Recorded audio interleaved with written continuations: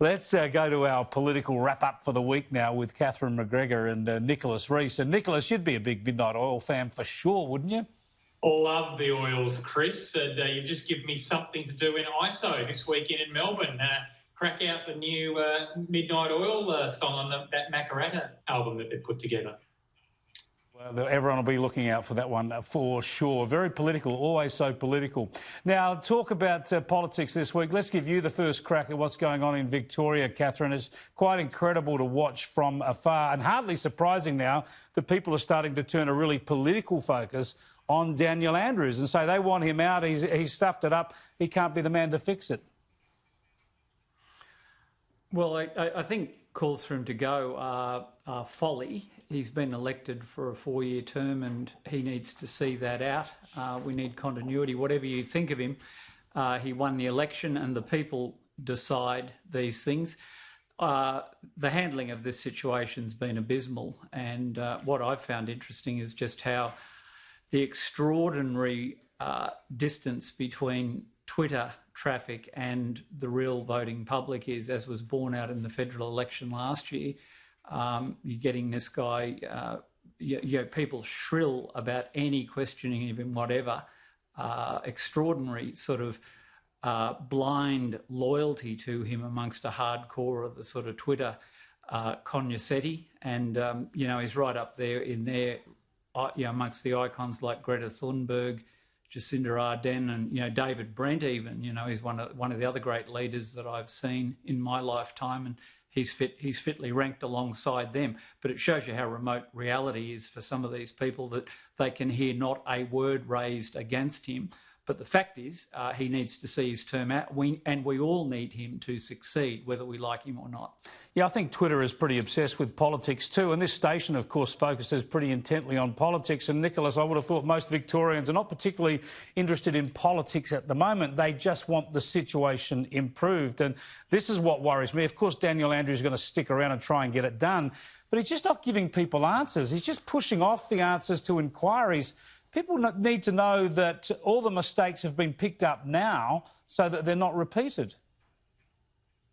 Well, look, that narrative is being pushed in some sections of the media that he's not giving answers to questions. I mean, I think he was pretty categorical yesterday when he said ultimately the buck stops with him, and he said that in the context of questioning about the hotel quarantine process. I'll come back to you. I'll let you finish, Nicholas, but this is an important point. He's saying he'll be accountable in the end. Well, that's a statement of the bleeding obvious. He's not answered questions about when he knew, who took the decisions. These are all the obvious questions he must know the answers to. Paul Murray did a brilliant job on his program last night, going through the press conference and pointing out how he's just avoiding these issues. Surely he needs to answer these issues and demonstrate the lessons learned in the here and now, because people are suffering in the here and now as a consequence. Well, absolutely critical, Lee. The actions in the here and now have been taken. We don't have private security guards running quarantine in Victoria anymore. In fact, in Victoria, there's no international flights at the moment. So Daniel Andrews because you've stuffed it up. Slammed the gate on that one. In terms of the blame game around what happened in hotel quarantine, it was a royal stuff-up. We all know that.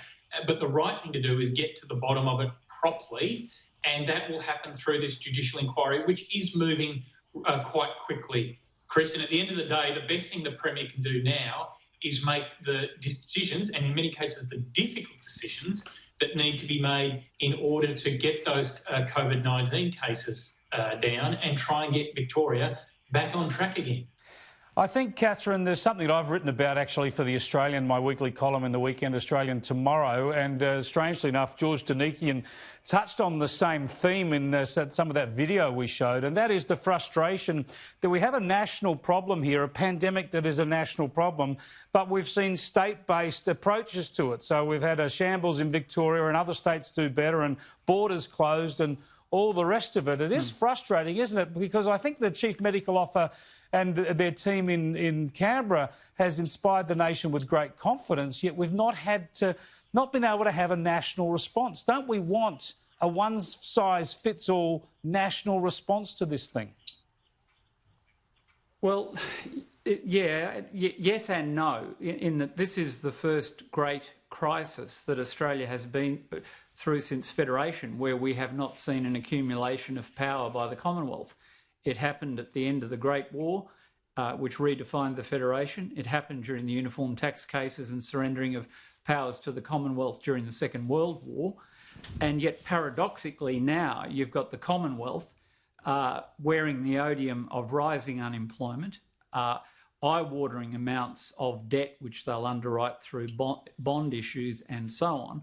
And yet you've got the states all wandering off the reservation, closing borders and taking matters into their own hands. They're like teenagers who haven't moved out of home. They're financially unaccountable, but at the day-to-day coalface, they're mismanaging things. And, you know, it's a bit rich of Nick to refer to this as a narrative. It's a reality. There are people dead because of the incompetence, and dare I say it, there needs to be I suspect there's actually corruption behind the allocation of those private security contracts. That's just appalling stuff, frankly, and it's not going to go away. He should recall the Parliament and be accountable to them, not farm it out to an inquiry.